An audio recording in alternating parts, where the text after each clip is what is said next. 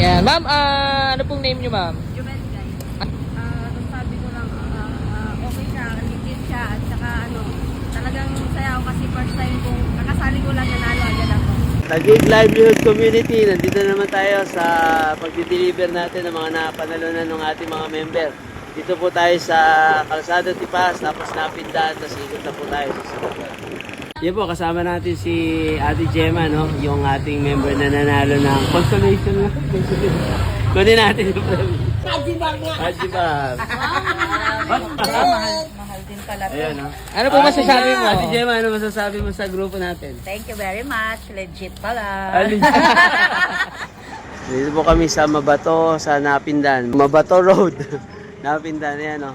Mga kababayan nating Tagigenyo, nandito naman kami ngayon sa Mabuto Road, Barangay Napindan. Kasama ko si Discover Taguig at namimigay kami ulit ng mga papremyo. Nita, no, dito sa Barangay Napindan.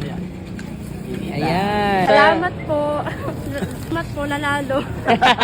Congratulations. Thank you po. Ayan. Silong tayo.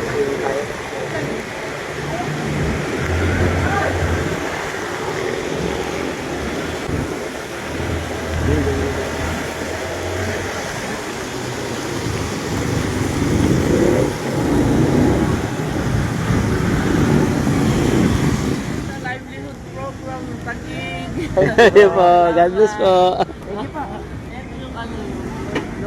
Ay, sa loob. Mga kababayan nating Tagigenyo, nandito naman kami ngayon ni Discover Taguig, no, sa Barangay Maharlika, no, at kung saan ay hahatid namin yung papremyo na ipapamigay natin. At nandito si Kuya.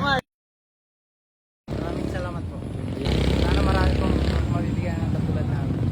Thank you, sir. Ayun po, si Ate Elizabeth. Hello po. Yan, ano?